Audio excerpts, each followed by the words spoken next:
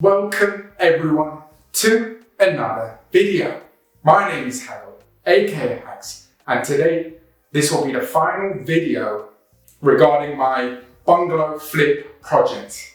And the reason being is now I have finally sold it. But let's discuss why it took slightly longer than I would have liked, and not only that, what the issues were in between, because I want to share with you all transparency and be completely honest with you and not just show you all the glitz and glam of turning properties like this one behind me into a beautiful home without there being little complications in between.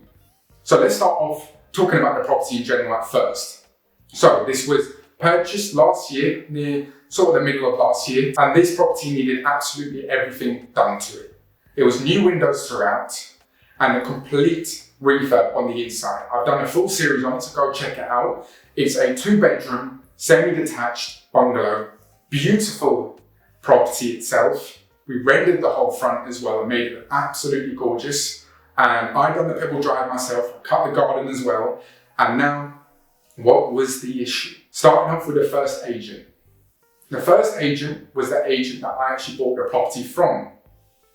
And usually what I do is I provide the service back by saying thank you for almost getting the property for me and almost putting that across to the seller at first for me to then buy. And now, of course, I gave it back to them. At first, we listed it for my maximum amount that I was looking to achieve. To be honest with you, I didn't really expect it to get that, but we listed it and we had some interest, but didn't really get anything at the end of it. Dropped it slightly. Just a small amount, and again, some interest, but wasn't really getting anywhere.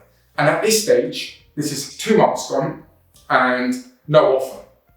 Whether or not it's the asking or even below, we've had nothing. And I started to understand why these buyers didn't actually want to go for my property, and it was mainly how much it was for the size it was. And this is where I started to realize that people were going for areas that wasn't as nice as my area and weren't happy to pay that premium for it. So I realized that this wasn't getting put across to the buyer, but also maybe it was just the wrong buyer and it could just been, it didn't work out. So these things can happen. So what I done was I went for another agent. Similar sort of agent, which I would like to put my hands up and say that might have been a mistake. Pretty much the same thing happened. Long story short, we listed it for the price that I reduced it from the first agent, and then we reduced it slightly more again. Once we've done that, we started to get some interest again. But the same issue happened. And this is when I had to, once again, go to another agent. But I told this agent to not list the property. I said, I want you to go out there and find the buyers that you have on your list. In the end, there was 4 of them. 4 of them all came.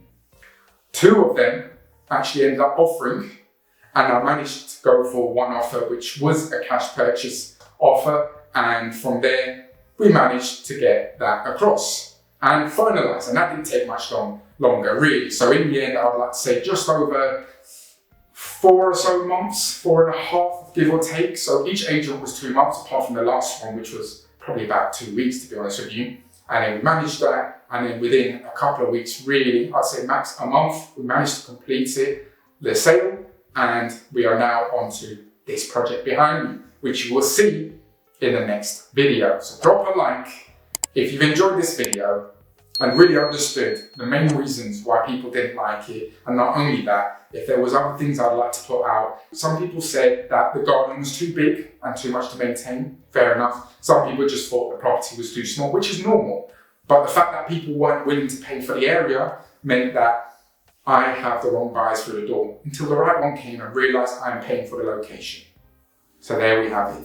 Every property is different and every property has their pros and cons to them. I've been Hagel, aka Hags.